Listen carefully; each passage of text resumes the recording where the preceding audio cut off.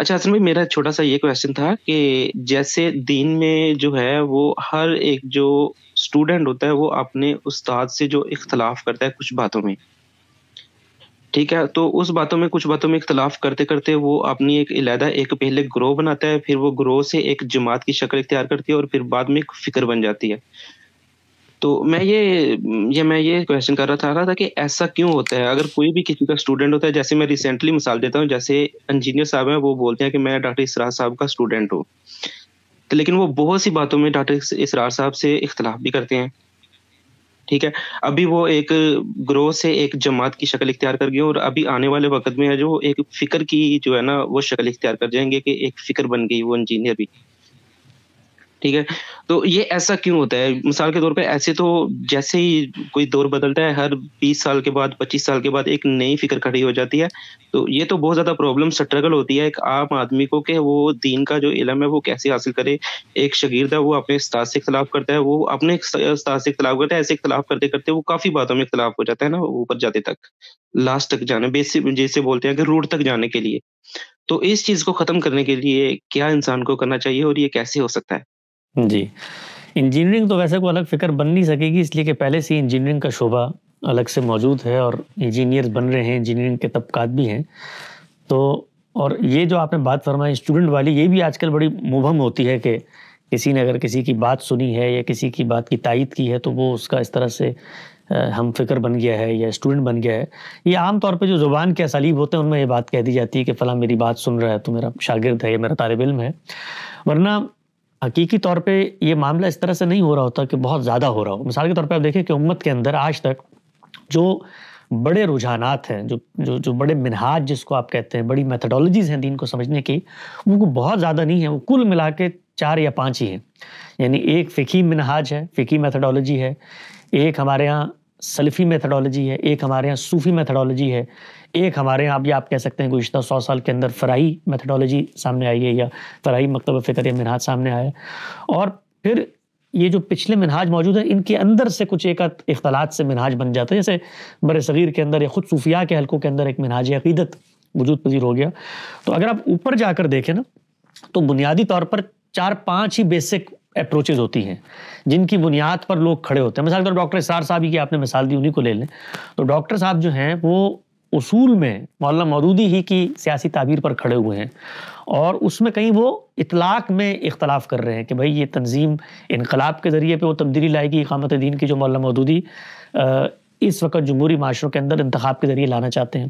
تو اطلاق میں، آپریشنز میں، تدبیر میں اختلاف ہو جاتا ہے. خود مولانا مودودی کی فکر کو آپ دیکھیں تو وہ دین کی یقینی طور پہ سیاسی تعبیر کے بانی ہیں، لیکن اس فکر کی جو اساس ہے وہ تو خود ہمیں نظر آتی ہے. پیچھے شاہ ولی اللہ کیا موجود ہے، اس سے پیچھے امام ابن تیمیہ کیا موجود ہے، اس سے اگر اوپر اٹھا دیں تو خود جو فقہی تعبیر کے اندر کچھ جہاد و قتال کے استدلالات سے نکلے ہوئے نتائج ہیں ان سے وہ ماخوذ ہے. تو اصل میں آپ دیکھیں تو ہر آئیڈیالوجی اپنے نظام فکر میں اوپر بڑی محدود ہو رہی ہوتی ہے. تو امت میں اس لحاظ سے ہمارے ہاں کو بہت زیادہ منہاج یا میتھڈالوجیز نہیں ہیں. ان کے اطلاق میں، ان کی پریزنٹیشن میں کچھ ندرت پیدا کر کے کچھ لوگ نیا پن لے آتے ہیں، ورنہ ہمارے ہاں تو یہی صوفیانہ طرز فکر ہے جو چل رہا ہے، یا وہ فقہی استدلال ہوگا یا سلفی استدلال ہوگا. اس میں جو خرابی پیدا ہوتی ہے نا، وہ خرابی یہاں سے نہیں پیدا ہوتی کہ ڈیفرنٹ اسکول آف تھاٹ ہے. اسکول آف تھاٹ آپ دیکھیں فلسفے کے اندر، سائنس کے اندر، میڈیکل کے اندر اتنے زیادہ ہوتے ہیں کہ آدمی اگر ان کو پڑھنا شروع کرے تو سر چکرا جائے، لیکن وہاں ہمیں کبھی پرابلمیٹک نہیں محسوس ہو رہے ہوتے، اس لیے کہ وہاں پر نئی فکر نالج آف ورلڈ میں کنٹریبیوٹ کر رہی ہوتی ہے. یعنی کوئی بھی نیا زاویہ نظر بنے گا چیزوں کو دیکھنے کا تو وہ اس علم کی تنقیح کا باعث بنے گا. یہ جو اس وقت آپ کو انفارمیشن ٹیکنالوجی کا ریولوشن نظر آتا ہے دنیا بھر میں، یہ بھی اسی اختلاف کے نتیجے میں سامنے آیا ہے کہ ایک ہی طریقے سے آپ سوچ رہے ہیں، اس سے اٹھ کر آپ نیا ان سے اختلاف کرتے ہیں تو وائی فائی دریافت ہو جاتا ہے، اس سے اختلاف کرتے ہیں تو آئی فون دریافت ہوتا ہے، اس سے اختلاف کرتے ہیں تو میٹاورس میں آپ چلے جاتے ہیں. تو یہ سب اختلاف کے نتیجے میں عمل کھلتا ہے. تو اللہ کی جو منشا ہے، اللہ کا جو کلام ہے، اس کو سمجھنے میں اگر اختلاف ہو رہا ہے تو یہ اختلاف کوئی بری چیز نہیں ہے، اس لیے کہ اگر آپ غلط استدلال بھی کریں گے تو وہ میرے لیے رستہ کھول دے گا صحیح بات کو پہنچانے کا. پرابلم وہاں پر پیدا ہوتی ہے کہ جہاں پر آپ کا لب و لہجہ، آپ کا طرز تخاطب وہ نفرتوں میں ڈھل جاتا ہے. آپ اگر اپنے پوائنٹ آف ویو کو شائستگی کے ساتھ، محبت کے ساتھ، اور علم کی جو متانت اور سنجیدگی ہوتی ہے، ہر فیلڈ کے دیکھیں کچھ نارمز اور ویلیو سسٹم ہوتا ہے۔ آپ نے کبھی دیکھا ہوگا، آپ ایک ڈاکٹر کے پاس جائیں اور اس سے کوئی پرسکرپشن لیں، اس سے ڈائگنوسس کروائیں، اور کسی دوسرے ڈاکٹر کو جا کر بتائیں کہ اس نے یہ ڈائگنوسس کیا ہے، اور اس ڈاکٹر کو اس سے اتفاق نہ ہو، تو کیا کبھی وہ طریقہ اختیار کرے گا جو ہمارے مولوی حضرات اختیار کر رہے ہوتے ہیں کہ وہ تو فراڈیا ہے، وہ تو جاہل ہے، وہ تو اپنی دکان بنا کے بیٹھا ہوا ہے، وہ ہمیشہ کہے گا بھائی ان کا دیکھنے کا ایک ڈفرنٹ زاویہ نظر ہے، میں اس کو درست نہیں سمجھتا۔ تو بس یہاں تک بات ہوگی۔ کبھی وہ گلے پھاڑ کر اور جھاگے نکال کر اور لوگوں پہ تان و تشنیع کر اور ان کی عزت نفس کو مجروح کر کے اور ان کی پگڑی پونجی کو سر بازار نیلام کر کے یہ کام ہوتا ہے جو تکلیفیں ہوتا ہے ایک عام مسلمانوں کے لیے، کہ یار جس دین کو ہم مانتے ہیں اس کے یہ لیڈرشپ آپس میں اس طرح باہم دست و گریباں ہے، تو اس سے قرآن نے منع کیا۔ یہ وہ تفرقہ ہے۔ تفرقہ یہ نہیں ہے کہ آپ ایک باب میں مختلف پرنسپلڈ اپروچز کو لے کے مختلف نتائج تک پہنچ رہے ہیں۔ تفرقہ یہ ہے کہ آپ لوگوں کی نیت پر حملہ آور ہو کر، لوگوں کے محرکات کو جان کر ان پہ جہالت کے فتوے صادر کرتے ہیں۔ اس سے پرابلم پیدا ہوتی ہے۔ پرابلم پیدا نہ ہو تو پھر یہ گلدستہ بن جاتا ہے جس کے اندر ہر ایک کی اپنی خوشبو ہے، ہر ایک کا اپنا رنگ ہے، ہر ایک کے اندر کچھ نہ کچھ خیر کی باتیں موجود ہیں۔ مثلا ہمارا جو تصوف کا پورا سلسلہ ہے، غامدی صاحب اس کو پرنسپلی ریفیوٹ کرتے ہیں اور یہ کہتے ہیں کہ متوازی نظام فکر ہے، نظام استدلال ہے، پورا متوازی نظام حیات دیتا ہے یہ۔ تو اس سب کے باوجود کیا ہماری زبان سے آپ نے کبھی صوفیاء کے بارے میں کوئی لغو بات سنی، کوئی استغفاف کا کلمہ سنا، ان کی شخصیت، ان کی کنٹریبیوشنز کو ہم نے مس کرنے کی بات کی ہو؟ وہ دین کے بڑے علماء ہیں، 10 اور کام کر رہے ہوں گے، اس کے اندر وہ کنٹریبیوٹ کر رہے ہوں گے، کچھ چیزیں انہوں نے جو کنٹریبیوشن کی ہوگی ان کی نظر میں ٹھیک نہیں ہوگی لیکن نتیجے کے اعتبار سے بڑی پازیٹیو ہوگی، جیسے خانقاہ کا تصور ہے، جیسے اور انسان کی نفسیات کو سمجھنے کے پہلو ہیں۔ تو ہر فیلڈ آف نالج میں ہمیں صرف یہ چیز دیکھنی چاہیے کہ بھئی ہم لوگ کمزور سے انسان ہوتے ہیں، ہم لوگوں کو خدا نے کوئی پیغمبر بنا کے نہیں بھیجا۔ یہ جو اکثر مثالیں پیش کی جا رہی ہوتی ہیں نا کہ دیکھیں پیغمبر بھی تو یہ کام کرتے تھے، وہ بھئی پیغمبر خدا کے فرستادہ منتخب چنیدہ لوگ ہوتے ہیں، وہ حق و باطل کو اس طرح سے واضح کرتے ہیں، ان کے سامنے وہ لوگ کھڑے ہوتے ہیں، وہ سب سے پہلے انذار کرتے ہیں، انذار عام ہوتا ہے، پھر اس کے بعد ہجرت و برات ہوتی ہے، تمام حجت کے مراحل ہوتے ہیں، خدا کی مائیت کا ظہور ہوتا ہے، خدا بتاتا ہے، عذاب آتا ہے۔ ہم لوگ اس جگہ پہ نہیں کھڑے ہوئے، ہم لوگ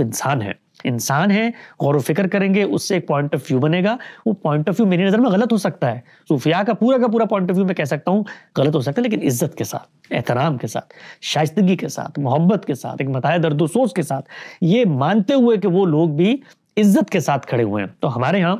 میں خود اس بات کو اپنے دوستوں میں، اپنے حلقوں میں اجاگر کر رہا ہوں، خود بھی ڈر لگتا ہے یہ بات کرتے ہوئے، سچی بات ہے، اس لیے کہ ہم کسی بھی طریقے سے بات کمیونیکیٹ کریں، وہ جو سامنے والے لوگ ہیں ان کو یہ اندازہ نہیں ہے کہ ہم ان کے بھی خیر خواہ ہیں، ان سے بھی محبت رکھتے ہیں، اور ہم یہ چاہتے ہیں کہ اگر وہ ایک اچھی اصلاح اور دعوت کا جذبہ لے کے اٹھیں تو وہ قابل عمل ہو، اس کے اثرات ہوں، وہ لوگوں میں وہ کام کرنے کا باعث نہ بن جائیں جو مصلحین کی جماعت اٹھتی ہے، اور جب ان کو کہا جاتا ہے کہ بھئی تم فساد پھیلاتے ہو تو وہ کہتے ہیں بھئی ہم تو اصلاح کرنے کے لیے اٹھے ہیں، بچانا چاہتے ہیں ہر ایک کو۔ تو اسی لیے کچھ بات کرتے ہوئے بھی آج کل ڈر لگتا ہے کہ کون سا شخص کون سی بات اٹھا کر کہے کہ دیکھو اس نے میرے ساتھ یہ کیا ہے تو اب تو میں اس کو یہاں پر لے کے جاؤں گا۔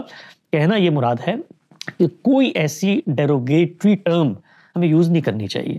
کسی بھی شخص کے بارے میں۔ مثال کے طور پر یہ ہم کہتے ہیں بھئی فلاں بابے ہیں، اب مجھے پتہ ہے یہ سننے والے فوراً سے سنیں گے، وہ کہیں گے بھئی یہ تو ہمارے دوست انجینئر محمد علی مرزا کہتے ہیں، تو یہ حسن الیاس صاحب شاید ان کے اوپر حملہ آور ہونے۔ میں کسی شخص کے ساتھ اس طرح کی ریفیوٹ ہونا، اس کو معاشرے میں متباہش کرنا، یہ ہمارا طریقہ کار ہی نہیں ہے، نہ ہم اس کو جائز سمجھتے ہیں، لیکن بتانا یہ مقصود ہے کیونکہ وہ بھی تو مخاطب ہے نا۔ ہر انسان دنیا میں داعی بھی ہوتا ہے، مدعو بھی ہوتا ہے، تو ہر انسان تک اگر میں مسلمان ہوں تو میں نیکی خیر کی بات کہوں گا بھی، سنوں گا بھی، اس لیے ہر ایک کو تیار رہنا چاہیے اس کام کے لیے، اس میں برا نہیں منانا چاہیے، نہ یہ سوچنا چاہیے کہ یہ لوگ آگے ہیں مثال کے طور پہ میری دعوت کو خراب کرنے یا میرے اسٹوڈنٹس کو توڑنے، یہ کبھی نہیں سوچنا چاہیے۔ ہم سب ایک دوسرے کے محسنین ہیں، خیر خواہ ہیں، ہم سے اگر کہیں کوئی غلطی ہوتی ہے تو وہ ہمارا خیر خواہ ہوگا جو ہمیں توجہ دلا کر بتائے کہ بھئی یہ کام نہ کرو۔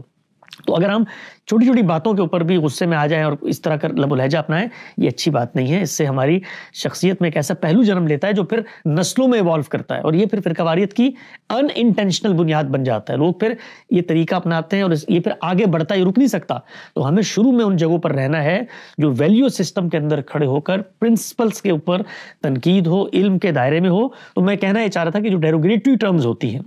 مثال ہمارے ہاں ہمارے بر صغیر کے اندر جس وقت آدمی کسی کام کے قابل نہیں رہتا یا بالکل بوڑھا ہو جاتا ہے، یا ہماری اردو کے زبان کے محاورے کے مطابق سٹھیا جاتا ہے، 60 سال سے اوپر چلا جاتا ہے، تو اس کو بابا کہا جاتا ہے، بابا جا رہے ہیں، بابے نو کی پتا ہے بابا. تو اب یہ ٹرم اپنے استعمال میں ایک ڈیروگریٹری ٹرم بن گئی ہے. تو اب اتنے بڑے بڑے امت کے جو علماء گزرے ہیں ان میں سے بہت سارے تو شاید بڑھاپے کی عمر کو بھی نہیں پہنچے، جوانی میں رخصت ہو گئے. تو ان کو اگر پوری کی پوری روایت کو سامنے رکھ کر ہم کہیں بابے ہیں تو یہ ایک ڈیروگریٹری ٹرم ہے. مثلا ابو حنیفہ سراج الائمہ ہمارے امام اعظم، ان کے بارے میں کوئی شخص اس طریقے سے مخاطب، تو یہ تخاطب جو ہے، میں بھی فکر پہ نہیں جا رہا اور نہ یہ بات کرنے کا مقصد یہ ہے کہ ان کے جو افکار ہیں ان کو آپ کلین چٹ دے دیں یا ان کے بارے میں آپ کہیں کہ بھئی یہ تو قیامت تک ریلیونٹ ہو گئے. بالکل دوسری بات کر رہا ہوں، اور مجھے امید ہے کہ میرے سننے والے بھی اس کو وہیں سے پرسیو کریں گے کہ جس وقت ہم کوئی ایسی ٹرم یوز کرتے ہیں جو سننے والوں کو ڈیروگریٹری لگتی ہے، اور یہ بات یاد رکھیں کہ اس کا فیصلہ میں نے نہیں کرنا کہ میری ٹرم ڈیروگریٹری ہے یا نہیں، سننے والوں نے کرنا ہے، معاشرے نے کرنا ہے، عرف نے کرنا ہے. تو اس لحاظ سے اگر کوئی ٹرم ہم یوز کرتے ہیں تو ہم اس پہ نظر ثانی کریں، ان کو دیکھیں. ہم اگر یہ کہنا چاہتے ہیں، ہم کہیں کہ صوفیاء کے یہ بزرگ اکابرین گزرے ہیں، ان کے یہ نظریات ہیں. ان کے غامدی صاحب نے ایک مضمون لکھا ہے، وہ مضمون ان کی کتاب برہان میں موجود ہے. اس میں انہوں نے کہا ہے کہ ان کے ہاں تصور توحید، تصور نبوت، تصور شریعت، تصور آخرت، وہ سب کا سب دین کے مقابلے میں ایک متوازی نظام فکر بن کے کھڑا ہوا. اس میں بھی ایک جملہ تھا ان کا، جو جملہ یہ تھا کہ تصوف ایک عالمگیر ضلالت ہے. اب ان سے جب بات پوچھی جاتی ہے تو کہتے ہیں یہ ضلالت جو ہے یہاں پر یہ عربی والا ہے جو قرآن مجید میں بھی آیا ہے کہ گمراہی ہے. تو فکر پر گمراہی کا اطلاق کرنے کا تو مجھے حق ہے نا. تو اس پر بھی ہم جیسے طالب علم ان کو یہ کہتے ہیں کہ ٹھیک ہے جی آپ کی یہ مراد ہوگی، لیکن سننے والوں کو جب وہ سنتے ہیں تو ان کو تو نہیں پتا یہ عربی والا ہے، کیونکہ سننے میں تو لکھا ہوا نہیں آتا سامنے. تو یہ ضلالت کون سی ہے؟ یہ وہ ضلالت ہے جو میں اردو میں کہہ رہا ہوتا ہوں یا باپ کبھی غصے میں آگے کہتا ہے کیا ضلالت تم نے مچائی ہوئی ہے، یا یہ وہ ضلالت ہے جو قرآن مجید میں ضالین کے پس منظر میں گمراہی میں آتی ہے. تو یہ زال والی ہے کہ زواد والی ہے تو پتہ نہیں چلتا نا. تو اس لیے ان چیزوں سے اجتناب کرنا چاہیے. تو یہ بات 10 دفعہ میں نے غامدی صاحب کے سامنے بھی رکھی ہے. ایک لائیو پروگرام میں کسی شخص نے کہا کہ ان کو اس طریقے سے بات نہیں کرنی چاہیے تھی. تو میں نے کہا بھئی ہم جو ہیں وہ مثال کے طور پہ غامدی صاحب کے اسلوب بیان کے اوپر کوئی ایمان تھوڑی لائے ہوئے ہیں کہ جو لفظ ان کے ہاں سے صادر ہوگا وہ اسی طریقے سے ہونا چاہیے تھا. خود انہوں نے جوانی میں بہت ساری تحریریں لکھی ہیں، بڑی کاٹدار ہیں، بڑی نوکدار ہیں، ان کے اندر بڑا ایک شدت نظر آتی ہے، کہیں اپنے استاد کی اہمیت کا جذبہ نظر آتا ہے.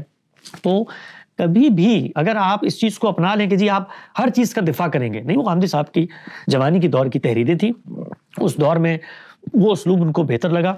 ہم آج کے دور میں کھڑے ہو کے یہ کبھی اس چیز کو پروان نہیں چڑھائیں گے کہ ہمارے استاد نے جوانی میں جو اس طریقے سے بات کی تھی وہی بات ٹھیک ہے، اسی سے جو ہے نا ہتھوڑا مارنے سے معاملہ ٹھیک ہوتے. نہیں، بہتری کا عمل ہوتا، آپ آگے بڑھتے ہیں، ارتقا ہوتا ہے. جب آپ آگے بڑھیں گے تو چیزیں نکھرنا شروع ہو جائیں گی، سنورنا شروع ہو جائیں گی. اور دیکھیے قرآن مجید یہ بتاتا ہے کہ وقت گزرنے کے ساتھ ساتھ آپ کے مخالفین کے دلوں میں بھی اگر آپ اچھے اخلاق کے ساتھ پیش آتے ہیں تو نرمی پیدا ہوگی. مقصود کیا ہے ہمارا؟ مقصود کوئی کبڈی کا میچ جیتنا ہے؟ مقصود ہے کہ اللہ کی صحیح ہدایت کا ابلاغ ہو. تو اگر ابلاغ میں ہی ہمارا لب و لہجہ رکاوٹ بن جاتا ہے تو آپ مجھے بتائیے ایسی دینی خدمت کا کیا فائدہ؟ ابلاغ میں ہی ان لوگوں تک پہنچانی تھی نا اصل بات، ان صوفیاء تک. عام لوگ تو بیچارے نیوٹرل کھڑے ہوئے تھے، ان تک تو میں شائستگی سے پہنچاؤں یا غصے سے پہنچاؤں، انہوں نے تو بات کو قائل ہو ہی جانا ہے. ان لوگوں کو سمجھانا ہے جو مثال کے طور پہ شرک کے مظاہر کو اسلام میں داخل کیے ہوئے ہیں، جو مثال کے طور پہ اس طریقے کے قصے اور کہانیوں کو دین بنا رہے ہوتے ہیں، ان تک بات پہنچانی ہے. تو ان کی جگہ پر کھڑے ہوں، محبت کے ساتھ انہیں ہم مخاطب کریں، اور ان کے جو بزرگ ہستیاں ہیں ان کے بارے میں کوئی استخفاف کا جملہ، کوئی تنقیص کا جملہ، کوئی ایسا جملہ کہ جو ان کے سننے والوں کو برا لگے، کبھی استعمال نہیں کرنا چاہیے. تو میں تو یہ تجویز دوں گا کہ یہ جو ٹرمینالوجی ہے یہ بابوں والی، یہ اب ہمیں ترک کر دینی چاہیے، اور ہمیں ان لوگوں کے ساتھ ان کے عزت، وقار، احترام کی رعایت سے بات چیت کرنی چاہیے. دیکھیں جس وقت آپ یہ بات کر رہے ہوتے ہیں نا، ممکن ہے آپ کے پیش نظر یہ نہ ہو، ممکن آپ یہ کہیں جی میں تو مثال کے طور پہ حافظ اللہ بھی کہتا ہوں اور میں تو ان کی تحسین بھی کرتا ہوں، ان کی دینی خدمت، لیکن جو ایک پورا کا پورا ڈکشن بن جاتا ہے پریزنٹیشن کا، وہ اصل میں تخفیف کا باعث بن رہا ہوتا ہے، وہ لوگوں کی دل آزاری کا باعث بن رہا ہوتا ہے. تو ہماری امت کے جو علماء ہیں، چاہے وہ صوفیاء میں سے ہوں، چاہے وہ معتزلہ میں سے ہوں، چاہے وہ قدریہ میں سے ہوں، چاہے وہ جہمیہ میں سے ہوں، چاہے وہ فقہی روایت کے اندر ہو، چاہے وہ صوفی روایت کے اندر ہو، سلفی روایت کے اندر ہو، ان سب نے نالج آف ورلڈ میں کنٹریبیوٹ کیا ہے. آج میں اگر کھڑے ہو کر بات کرتا ہوں، چاہے وہ محدثین ہوں، وہ لوگ نہ ہوتے تو میں ان ٹولز کو دریافت نہیں کر سکتا تھا. میں تو ان کے کندھے پہ کھڑا ہوتا ہوں، میرے پیچھے علم کی یہ روایت ہوتی ہے. علم کی روایت سے کٹ کے اگر آپ کوئی بات کرتے ہیں تو وہ دنیا میں انجینئرنگ کے میدان میں بھی قابل قبول نہیں ہے. اس لیے کہ علم کی روایت یہ انسانیت کا مشترکہ حافظہ ہوتی ہے، اور اس کو اگر آپ اگنور کر دیتے ہیں تو آپ اصل میں کٹی ہوئی پتنگ کی طرح بن جاتے ہیں، اور اس پر کٹی ہوئی پتنگ کو لوگ کوئی بھی پکڑنے کو تیار نہیں ہوتا. تو ان چیزوں پر کوئی غور و فکر ہونا چاہیے. کچھ میں نے آج چونکہ ایک سوال ہوا تو کچھ درد دل سے جو کچھ باتیں تھیں، اور بڑی میں سننے والوں کو بھی یہ کہوں گا کہ وہ اس کو یہیں سے معمول کریں. اس میں کسی شخص کی جو مسائی ہے، کسی کی خیر ہے، اس کی نفی نہیں ہے، کسی شخص پر کوئی الزام تراشی نہیں ہے، کسی پر کوئی اتہام نہیں ہے. مقصود صرف یہ ہے کہ ہم سب اگر دین کی خدمت کے جذبے سے اٹھے ہیں تو ہم اپنے اوپر بھی، کیونکہ دین ہمارا بھی امتحان ہے بھائی. ہم نے بھی قبر میں جا کے اپنا امتحان دینا ہے. ایک امتحان تو ہم سے یہ ہوگا کہ اگر تم تک حق بات پہنچی تھی تم نے پہنچائی، لیکن دوسرا امتحان یہ بھی ہوگا کہ تم بھی تو ایک دین کے مخاطب تھے، تمہیں اپنا پرچہ حل کرنا ہے. یا تم کسی کی دل آزاری کا باعث بنے، یا کسی کی آبرو پہ انٹینشنلی حملہ آور ہو گئے، یا تم دین کے خیر خواہ تھے کہ تم نے ان چیزوں کو اپنایا کہ جن چیزوں کو تم خود نفی کر رہے ہو کہ یہ کام نہیں ہونا چاہیے، لیکن خود ہمارے ہاں وہ چیزیں پیدا ہو جاتی ہیں. تو ہر ایک کے ہاں، ہمارے ہاں ہمیں جائزہ لینے کی ضرورت ہے کہ ہم کبھی ہمیت حق میں آ کر صوفیاء کو لتاڑنے کی صورت میں آ جاتے ہیں. میں نے دیکھا ہے خود حمدی صاحب کے بہت سارے جو ہے وہ سننے والے آڈینس میں سے لوگ، وہ چونکہ اس پس منظر میں آئے ہوتے ہیں تو وہ چیزیں اٹھا کر اس طرح علماء کی تخفیف و تنقیص کر رہے ہوتے ہیں. میں نے خود دیکھا ہے اس رویے کی ہم ہمیشہ مذمت کرتے ہیں. اور بسا اوقات میں نے یہ بھی دیکھا ہے کہ جو مذہبی لوگوں کا ایک حال حلیہ ہے اس سے نفرت کا جذبہ ہمارے یہاں پیدا ہو جاتا ہے. تو یہ سب چیزیں ہمیں اپنی سطح پہ ختم کرنی ہے، اور جو باقی لوگ اصلاح و دعوت کا کام لے کے اٹھے ہیں ان کو ان کی جگہ پر ختم کرنے کی کوشش کرنی چاہیے. جی جزاک اللہ خیرہ. آپ نے بہت اچھا اور بہت ہی جامع جواب دیا. شکریہ، اللہ تعالیٰ آپ کو جزائے خیر دے. شکریہ ابرار بھائی آپ کا بھی ٹائم دینے کا. جی بہت شکریہ، جزاک اللہ خیرہ. بہت شکریہ حسن بھائی. میرے خیال سے یہ بہت ضروری گفتگو تھی جو آپ نے یہ فرمائی، اور میرے خیال سے اس طرح کے برے القابات کا استعمال کرنے سے ہمیں احتیاط کرنی چاہیے. اور بعض اوقات اس طرح کے القابات ہماری اپنی ہی دعوت کے لیے مہلک ہو جاتے ہیں.